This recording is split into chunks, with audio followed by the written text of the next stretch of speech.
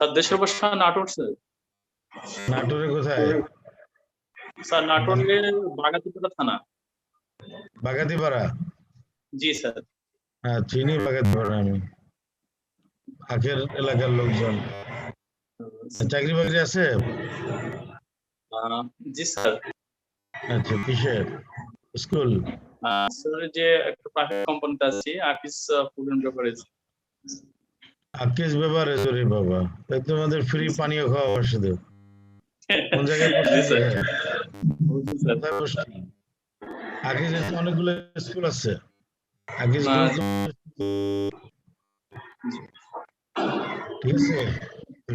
পরে তুই আব্দুল আজিজ একটু কথা বলবো আমি এটা নিয়ে, আকিস নিয়ে, হ্যাঁ ক্লাসের জি শেষে। স্যার অবশ্যই স্যার।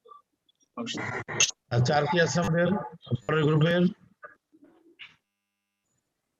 474 আমেনা। আমেনা দেখি তো আমরা 474। হ্যালো 474 আমেনা। হ্যাঁ বলেন, এটা বলেন, পরিচয় বলেন, পরিচয় বলেন। স্যার আমি আমিনা সিদ্দিকা।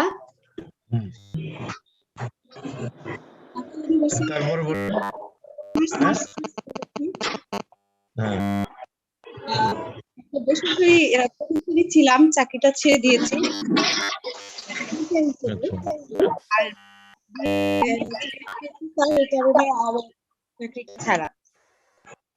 বুঝলাম না, ভালো শুনলাম না, বুঝলাম না। জি স্যার। হচ্ছে আমি একটি বেসরকারি প্রতিষ্ঠানে টিচার হিসেবে ছিলাম। আচ্ছা আচ্ছা good।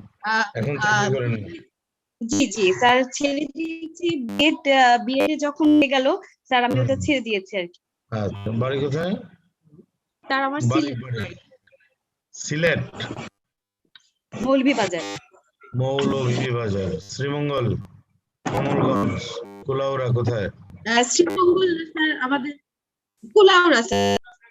হ্যাঁ গুড, থ্যাংক ইউ।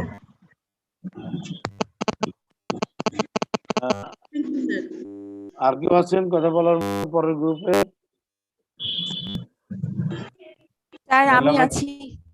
হ্যাঁ আছে স্যার। হ্যাঁ বলেন বলেন, দ্রুত। হ্যাঁ বলেন। স্যার আমি সাবরিনা ফজল উর্মি। হ্যাঁ বলেন। স্যার আমি জাতীয় বিশ্ববিদ্যালয় সিরাজগঞ্জ থেকে ইংলিশে অনার্স মাস্টার্স করেছি। দেশের বাড়ি সিরাজগঞ্জ। আর একটা স্কুলে ছিলাম। কোন উপজেলা? সিরাজগঞ্জের? সিরাজগঞ্জ সদর উপজেলায় স্যার। আচ্ছা ঠিক আছে, ধন্যবাদ। আর কি আর দুই একজন? Thank you sir. আসমা নাবিলাকে দেখছি 493। আসসালামু আলাইকুম স্যার। আমি sir national university girls college থেকে ম্যানেজমেন্টে মাস্টার্স কমপ্লিট করেছি। এখন আপাতত একটা ছোটখাটো ইংলিশ মিডিয়ামে ছোটখাটো জব করছি। ছোটখাটো ইংলিশ মিডিয়াম, ছোটখাটো জব, ছোটখাটো বেতন, ছোটখাটো চিন্তা ভাবনা, সবাই ছোটখাটো। আমরা দেখছি 485 রুবেল। 485 রুবেল। আসসালামু আলাইকুম স্যার। এটা তো এটা কে? বলেন বলেন, কে বলছিলেন? বলেন, কথা বলেন, শেষ করেন। আসসালামু আলাইকুম। হ্যাঁ ওয়ালাইকুম আসসালাম, বলেন। আমার রোল 113। আমি অর্পিতা সাহা চট্টগ্রাম থেকে বলছি। আমি কমপ্লিট করেছি ড্যাফোডিল ইন্টারন্যাশনাল ইউনিভার্সিটি থেকে। হ্যাঁ তো মাত্র 60 জনরা আমাদের আগে ছিল কত? 120 পর্যন্ত না? শিওর আগে কত ছিল? 120? 15 পর্যন্ত ছিল স্যার। 15, তারপরে যোগ হলো কত? 470 থেকে, তাই না? জি স্যার। 470 থেকে কত পর্যন্ত? 501 পর্যন্ত স্যার। 501 পর্যন্ত স্যার। তাহলে আমরা মানে কত জন? 115 প্লাস ওখানে তো অনেক লোক, 30 জন। 145 এর ভিতরে মাত্র 64 জন উপস্থিত, 78 জন। মশিউর হাজিরাটা রেখে দিন। আমি লাস্ট কথা বলবো, 475 কি নাম? সাবরিনা। সাবরিনা। জি স্যার, আসসালামু আলাইকুম স্যার। আসসালাম, বলেন, পরিচয় বলেন। স্যার আমি একটু আগে কথা বলেছি স্যার, আমি সাবরিনা উর্মি। ও আচ্ছা, থ্যাংক ইউ। সিরাজগঞ্জ, জি স্যার, সিরাজগঞ্জ আচ্ছা, তখন ছবি দেখে নিয়ে বুঝতে পারছি। জি স্যার। ওকে, আমরা ক্লাসে যাচ্ছি। যারা নতুন আছেন, আমার নাম ডক্টর ডিএম ফিরোজ, পরিচয়টা পেয়ে যাবেন আমি দেখালে। অনেকের হয়তো প্রথম ক্লাস আমার সাথে, নাকি এই গ্রুপের অনেকের হয়তো পারে প্রথম ক্লাস। তো আমরা এটা 4 নাম্বার ক্লাস চলছে আমাদের, ঠিক আছে? তো আমরা শেয়ারে চলে গেলাম।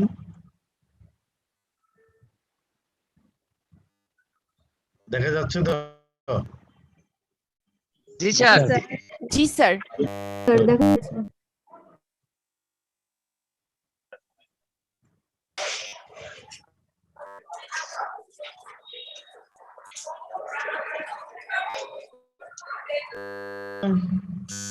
জি স্যার। যারা নতুন তারা পরিচয়টা তুলে নিতে পারেন। মিউট করে রাখেন প্লিজ, সবাই মিউট করে রাখেন। যখন কথা বলবো তখন মিউট করবেন।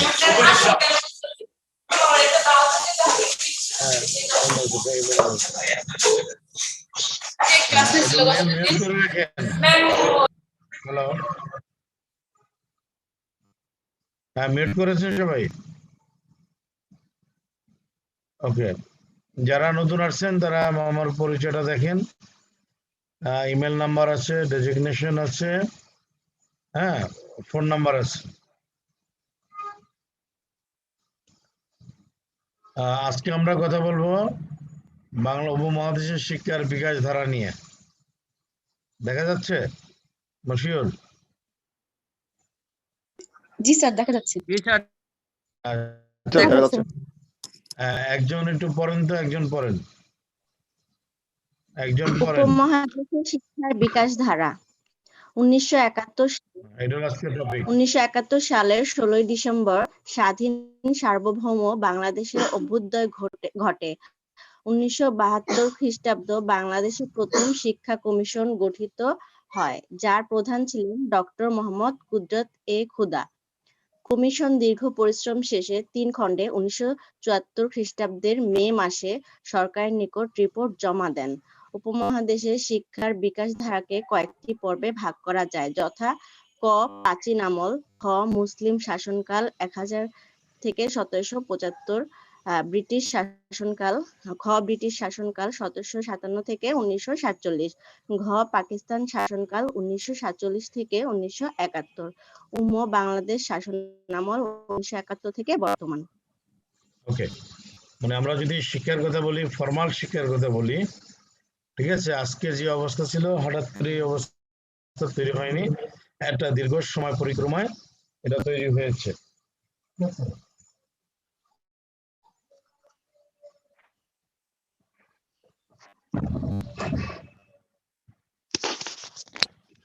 এরপরে দেখেন, আমরা বলেছি যে আমরা জানি যে 71-এর 16 ডিসেম্বর স্বাধীন সার্বভৌম বাংলাদেশের অভ্যুদয় ঘটে। আর বাংলাদেশের প্রথম শিক্ষা কমিশন ডক্টর মোহাম্মদ কুদরত এ খুদা। এই নামটা ভুল আছে বলে আমি রং করে দিয়েছি। সব জায়গায় লেখা আছে ডক্টর নেই, মোহাম্মদ নেই, ডক্টর আছে, ডক্টর কুদরত ই এর জায়গায় আছে ই। যে আপনার সঠিক বানানটা এটা মানে সবাই লিখে রাখবেন। হ্যাঁ, এখানে পর্বে আমরা সময়টাকে ভাগ করেছি। এখানে অনেক ব্যাকগ্রাউন্ড আছে। প্রাচীন যায়নি বলে আমরা সময়টা বলিনি। মুসলিম, প্লিজ একটু মিউট করে রাখেন যাদের বাচ্চা কাচ্চা আছে।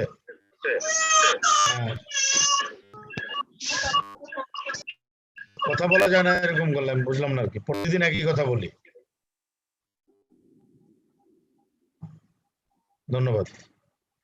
প্রাচীন আমল, মুসলিম শাসনকাল, ব্রিটিশ শাসনকাল, পাকিস্তান শাসনকাল, বাংলাদেশ। এই সময় নিয়ে মতভেদ থাকতে পারে, এটাকে একদম এটাই স্বতঃসিদ্ধ, এটা বলা খুব মুশকিল। তথ্য প্রমাণের আলোকে এটাকে তৈরি করা হয়েছে। তো আমরা প্রথম যেটা বলেছি কি প্রাচীন আমল।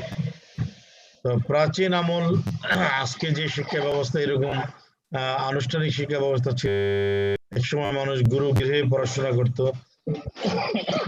সরি, এরপর টোল বা মক্তবে পড়াশোনা করত, এরপর ধর্মভিত্তিক পড়াশোনা ছিল, এবং সেখানে আজকের মতো আনুষ্ঠানিক পরীক্ষা বা সনদের ব্যবস্থা ছিল না, অনেকটা ছিল আমাদের উদ্দেশ্য কেন্দ্রিক। তো এখানে 3টা ভাগে ভাগ করা হয়েছে। আচ্ছা, কার বাচ্চাটা যে কথা বলছে উনি কি বুঝছেন না? মিউট করেন একটু।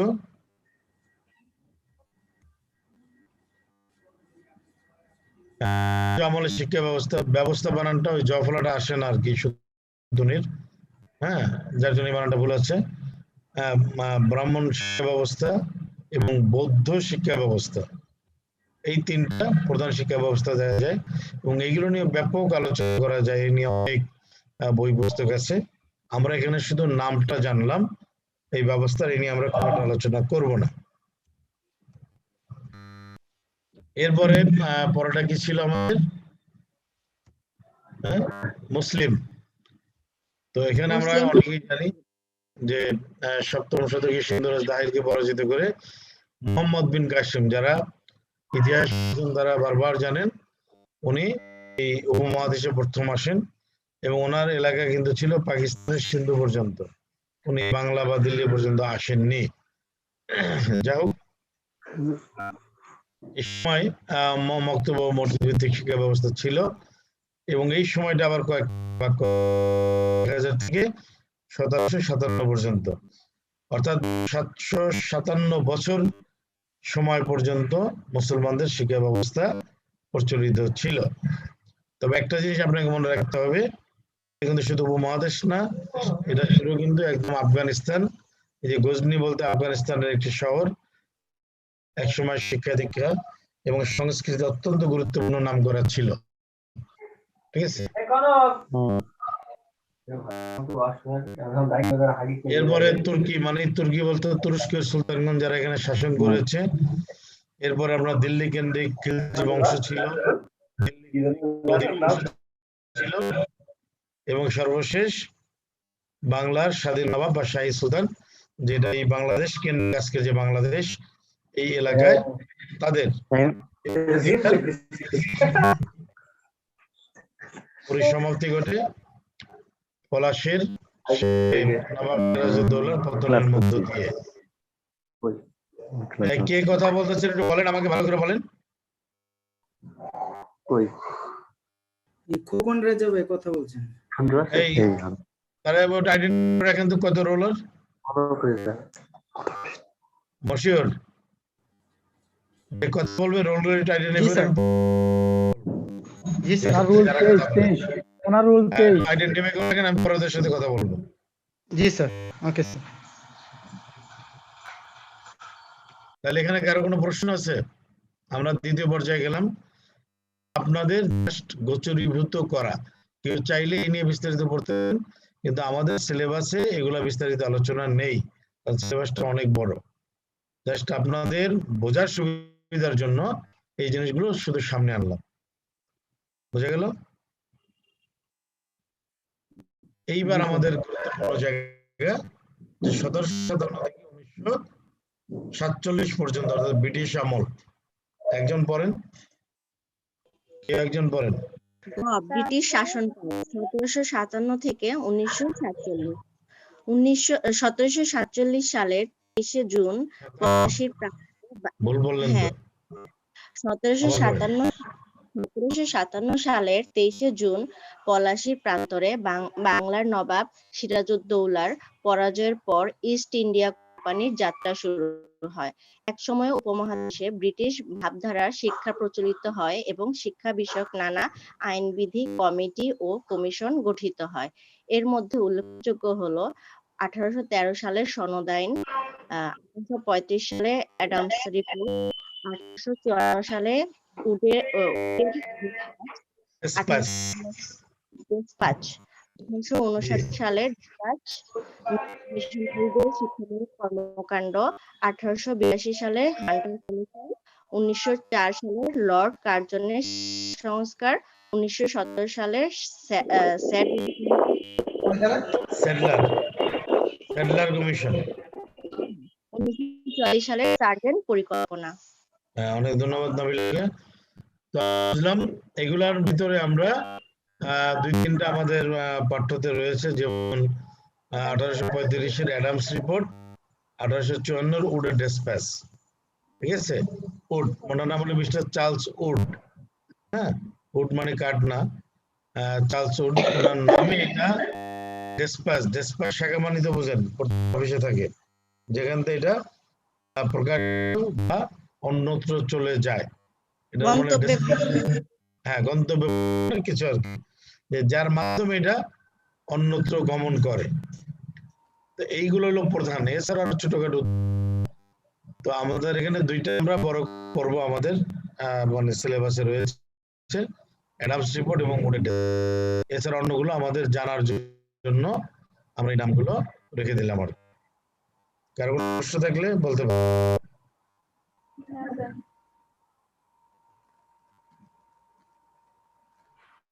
এটা কিন্তু ওপেন প্রশ্ন। আর বলি, এই যে 1882 সালে হান্টার কমিশন, এইখান থেকে কিন্তু কমিশন মানে অর্থাৎ শিক্ষাক্ষেত্রে ভারতীয় মহাদেশের প্রথম কমিশন কোনটা?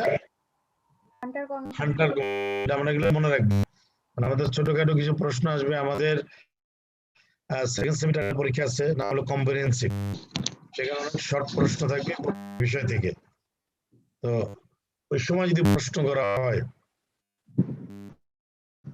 যে ভারতীয় মহাদেশের প্রথম কমিশন কোনটি, কি বলবো আমরা? Hunter commission sir. হান্টার। তারপর কত সনদ আইন জারি করা হয়? আমি কথাটা শেষ করি। সনদ আইন জারি করা কত সনে বলেন? হ্যালো হ্যালো, শুনতে পাচ্ছি।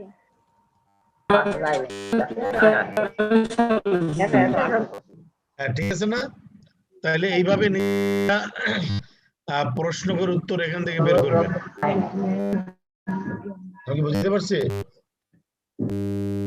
নিজেরা প্রশ্ন করবেন, নিজেরাই উত্তর খুঁজবেন আর কি। শিক্ষামূলক কি হয়েছে স্যার?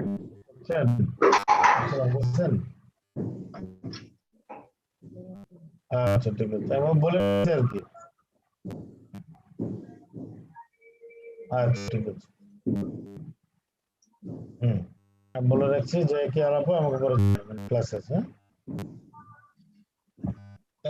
আমি সবার জন্য যেটা বলে এগুলো একটু রাখবো, কারণ পরবর্তী এখান থেকে আমাদের ছোট প্রশ্ন হতে পারে, ভাইবার জন্য প্রশ্ন হতে পারে। যারা আরেকটু বলি, যারা চাকরি, এখান থেকে চাকরি প্রশ্ন হয়, বুঝে গেল? কাজে এই স্লাইডটা খুব গুরুত্বপূর্ণ আমাদের জন্য। এরপরে কি আছে, আমরা কোথায় গেলাম? 4 নাম্বার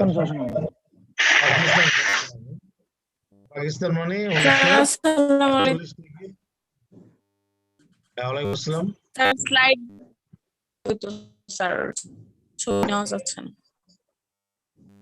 জি স্লাইড গুলো যদি আমরা পাইতাম আর কি ফাইলটা, তাহলে আমাদের এটা পরের ছবি। ঠিক আছে, সময় পাওয়া না পাওয়ার পরে যখন প্রশ্ন তখন। ওকে, 1947 থেকে দেশ বিভাগের সময় পূর্ব পশ্চিম পাকিস্তান, এই যে 2টা রাষ্ট্র হলো, 24 বছর। এই সময় আমাদের 3টা কমিশন। আর কমিশনে একটা কথা আপনাদের বলি, এটা মনে রাখবেন, কমিশনে বরাবর 2টা তারিখ থাকে। একটা হলো কমিশন গঠিত হওয়ার তারিখ, আরেকটি হলো কমিশন যখন রিপোর্ট দেয়। বুঝা গেল? সাধারণত হ্যাঁ, অনেক সময় কোথাও লেখা থাকে, কোথাও আবার গঠিত হওয়ার তারিখ লেখা থাকে। হ্যাঁ, কাজে আমরা এই জায়গাটা খেয়াল করবো, যে 2টা তারিখ, একটা হলো কমিশন গঠিত তারিখ, আরেকটি হলো কমিশন যখন রিপোর্ট দেয় তার তারিখ। তাহলে কয়টা কমিশন হয়েছে এখানে? আকরাম খান শিক্ষা কমিশন 1951, এরপর আতাউর রহমান খান 1957। হ্যাঁ, এই 2জন কিন্তু পূর্ববঙ্গের মানুষ। প্রথম দুইজন, বাট তৃতীয় জন ওনার নাম হলো SM শরীফ। আইয়ুব খান 58 তে ক্ষমতা আসার পরে ওনাকে এই দায়িত্ব দেন শরীফ কমিশন 1959-60 ঠিক আছে। SM শরীফ উনি একজন আমলা ছিলেন, সচিব ছিলেন। বোঝা গেল? পাকিস্তান জি আমলে স্যার। তিনটা, আকরাম খান, আতাউর রহমান খান আর শরীফ কমিশন। শরীফ কমিশন। কমিশন মানে SM শরীফ।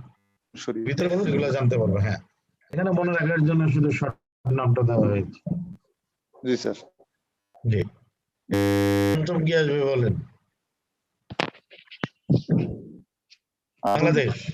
হ্যাঁ, আমরা 5টা ছিলাম না সময়কাল, জি স্যার। বাংলাদেশ আমল। 71 থেকে বর্তমান বাংলাদেশ আসবে। রাইট, এই তো বুঝে গেছে। এই যে একজন ছেলে কণ্ঠ পড়েন, এবার পড়েন নাই, স্যার আমি করব? বলেন। স্যার আমি করি। বাংলাদেশ আমাদের শিক্ষা কমিশন 1971 থেকে বর্তমান 1972 খ্রিস্টাব্দে ডক্টর মোহাম্মদ খুদা শিক্ষা কমিশন গঠিত হয় এবং 1974 সালে কমিশন 3 খণ্ডে রিপোর্ট প্রদান করে। পরবর্তীতে আরো কয়েকটি কমিটি ও কমিশন গঠিত হয় এবং চূড়ান্তভাবে জাতীয় শিক্ষানীতি 2010 প্রকাশিত হয়। বাংলাদেশ আমলের শিক্ষা কমিশন ডক্টর মোহাম্মদ খুদা শিক্ষা কমিশন 1974, মফিজউদ্দিন শিক্ষা কমিশন 1988, শামসুল হক শিক্ষা কমিশন 1998, মনিরুজ্জামান মিয়া শিক্ষা কমিশন 2000, বারী শিক্ষা কমিশন 2002, জাতীয় শিক্ষানীতি 2010। এভাবেই উপমহাদেশে শিক্ষার বিকাশ ধারা চলে এসেছে। কিন্তু আরো ছোটখাটো বিষয় আছে, কিছু কমিটি, আমরা একটা শব্দ বলছি না কমিটি, এবং কমিশন আছে, এটা কিন্তু বলিনি, যেগুলো প্রধান সেগুলো বলেছি। এর মধ্যে আমাদের সিলেবাসে রয়েছে এই খুদা শিক্ষা কমিশন, ঠিক আছে, বোধহয় 98 বা 97 আর জাতীয় শিক্ষানীতি, বিস্তারিত করবো। তো মজার ব্যাপার হলো এই নামটি আমি লাল করে কেন রেখেছি একবার বলেছি, আবারও বলছি। সমস্ত দলিলপত্রে দেখা যায় নামটি আছে ডক্টর কুদরত খুদা। ডক্টর কুদরত খুদা। আর সঠিক নাম কোনটা? ডক্টর কুদরত খুদা। ওটা সঠিক? ডক্টর মোহাম্মদ কুদরত খুদা। ওটা সঠিক হলে আমি ভুলটা কেন লিখবো? স্যার এটাই তো বললাম, ডক্টর মোহাম্মদ কুদরত খুদা আমরা বলছি স্যার। গুড, আমি এটা তো ইচ্ছা করে লিখেছি মনে করে দেওয়ার জন্য, তাহলে একটা নাম ভুল লেখা অন্যায়। জি স্যার। নাকি নামটা দেখাবো, আমি দলিল দেখাই দেবো, ঠিক আছে। ওনার নামের মোহাম্মদ কই চলে গেল, ডক্টর বাদ দিলে দোষের কিছু না, একটা অর্জিত ডিগ্রি, কিন্তু ওনার পিতা মাতা তো নাম রাখছে মোহাম্মদ কুদরত, তাই না? খুদা 1970 গেছে এই নামে, এই নামটাকে আমরা বিকৃত করে ফেলছি। কাজে আমরা এখান থেকে সঠিক নামটা জানবো। কি নাম? ডক্টর মোহাম্মদ কুদরত খুদা। কুদরত খুদা। তো এখন এইভাবে আমরা বলছি সর্বশেষ কোনটা? শিক্ষানীতি, জাতীয় শিক্ষানীতি 2010। তাহলে আমরা কোথায় আছি? আমরা জাতীয় শিক্ষানীতি 2010-এ আছি। 10-এ আছি, তাহলে আজকে কোন কত? 2021, স্যার, তাই না? অর্থাৎ এটাকেও আবার আমাদের একটা সংস্কারের সময় এসে গেছে, নাকি? জি স্যার। 11 বছর হয়ে গেছে না? হয়ে গেছে। কারণ কি বলেন তো, কেন সংস্কার দরকার? সমসাময়িকভাবে অনেক পরিবর্তন হয়েছে। সেটা অনেক সমাধান দেব তো, অনেক বলে কোনো 10 বছর পর পর ব্যবস্থা পরিবর্তন। কেন দরকারটা কি সেটা বলতে হবে স্যার। সময় উপযোগী, আমাদের সময়ের সাথে সাথে শিক্ষা ব্যবস্থাটা পরিবর্তন করা দরকার। ডিয়ার স্টুডেন্ট, আমরা কিন্তু ভিতরে ঢুকতে পারছি না, এগুলো সব হলো বেগ টার্ম, হাওয়াই কথা। আমি বলতে চাচ্ছি সুনির্দিষ্ট, আমি বুঝছি পরিবর্তন হয়েছে। কি পরিবর্তন হয়েছে? আর এই যে আমরা এখন অনলাইনে ক্লাস করছি, সৃজনশীল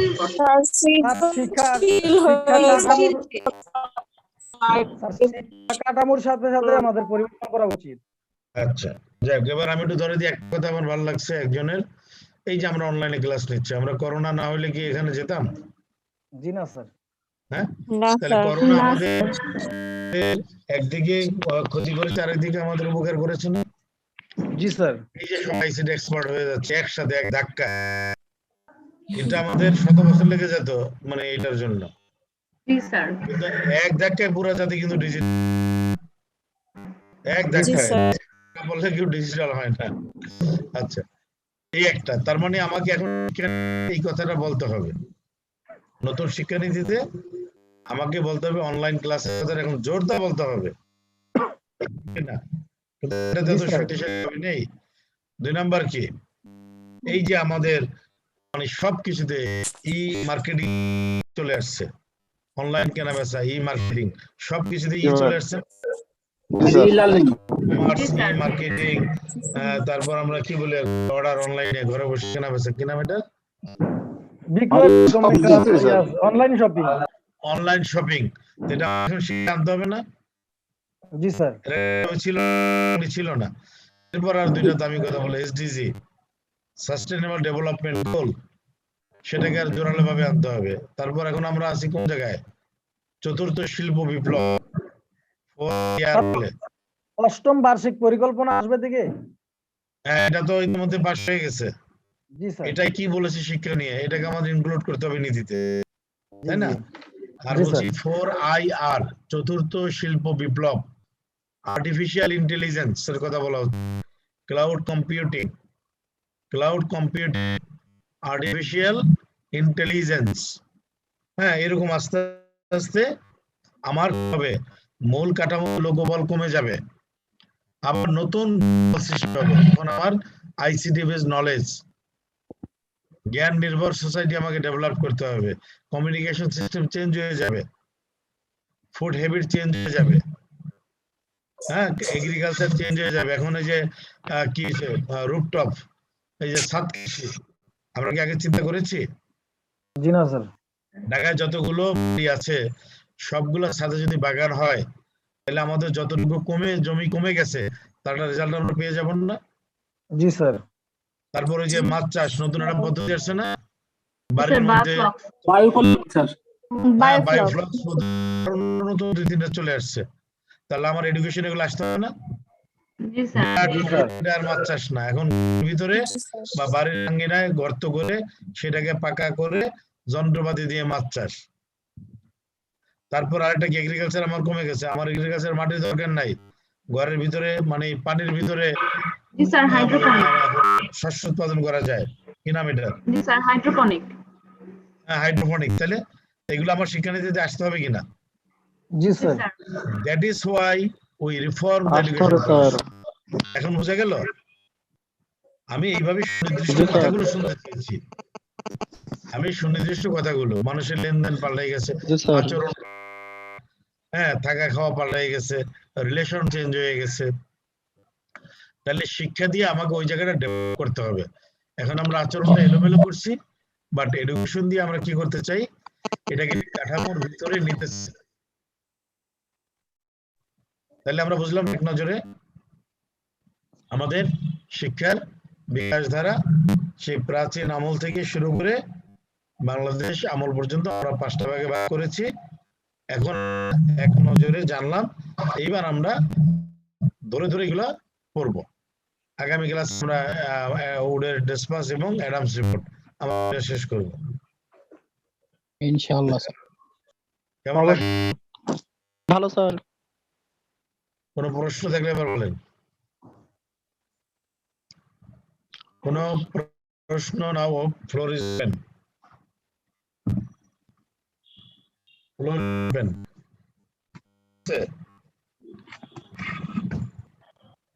কথা বলেন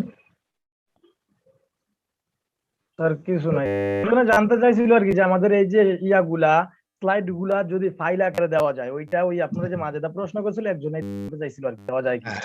এখন এটা টাইম, হ্যাঁ, এখন এটা কথা বলার সময়। কথা বলার মাঝে আমি আমার স্ট্রাকচারটা বুঝতে হবে, আমি ক্লাস নেই, আমার অ্যাটিটিউড বুঝতে হবে, বুঝতে পারলাম? জি স্যার, নাই মনে হয় এখন। আচ্ছা, যাই হোক আমি বলছি আমার অ্যাটিটিউড, আমরা ক্লাসটা সময় কথা বলবো কন্টেন্ট নিয়ে।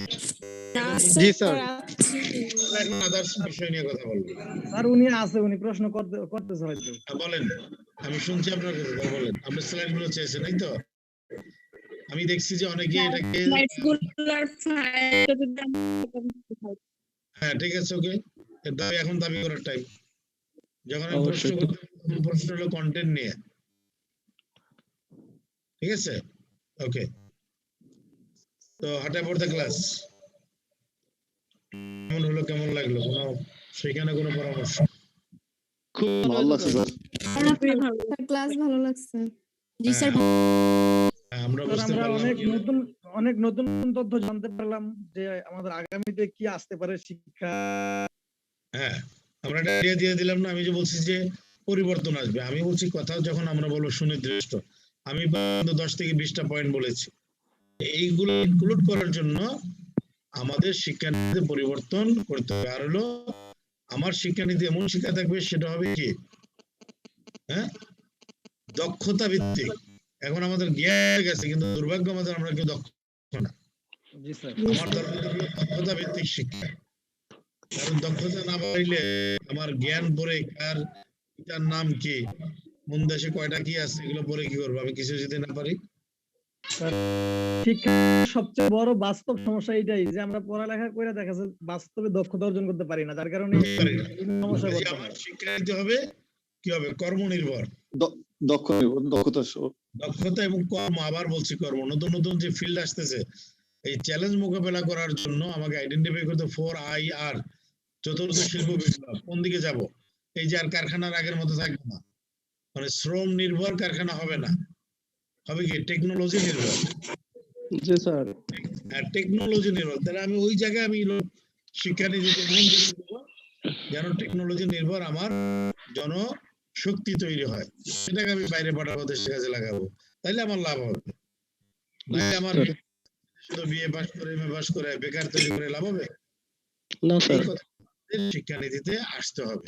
এই জন্য 11 বছর হয়ে গেছে, সরকার হয়তো চিন্তা করছে, তো আমরা যদি নিজেরাও ভাবি, আমাদের সুযোগ হয়, আমরা সেই ইনপুট গুলো দেবো, গভর্নমেন্টকে বলবো যে এইটা এরকম হলে ভালো হয়। ঠিক আছে? তাহলে সুলতান মাহমুদ, ঠিক আছে? আর আপনার একটা খবর, ফেসবুক আছেন আমার সাথে? জি স্যার। অনেকে আছে একটা খবর দেখেছেন যে আমি কলেজের শিক্ষক পরিষদের সম্পাদক নির্বাচিত হয়েছি। তো সেখানে অভিনন্দন স্যার। অভিনন্দন। মুখোমুখি হলে আমরা চেষ্টা করব আপনাদের জন্য আরো কিছু করা যায়।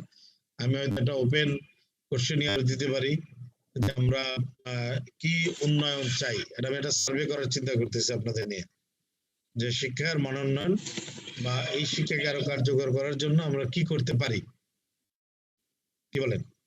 জি স্যার, ভালো হবে। আপনাদের মতামত নিয়েই, আপনাদের নিয়েই তো আমাদের কলেজ। জি স্যার। কিন্তু আমরা মুখোমুখি হতে পারছি না, মুখোমুখি হলে এটা সুবিধা হতো। তো সবাইকে ধন্যবাদ। পড়াশোনা করেন, একটা বই সংগ্রহ করেন। আপনারা দেখছেন যে মাধ্যমিক শিক্ষার আমার একটি বই আছে, অনেকেই নিয়েছেন, তো চাইলে সংগ্রহ করতে পারেন। আমাদের লাইব্রেরিতে বই আছে, হ্যাঁ, বাইরে বই পাওয়া যায়। এর পাশাপাশি বই পেলে আপনারা সমৃদ্ধ হবেন। ঠিক আছে, সবাইকে অনেক ধন্যবাদ স্যার। হ্যাঁ, মশিউর শুনছেন?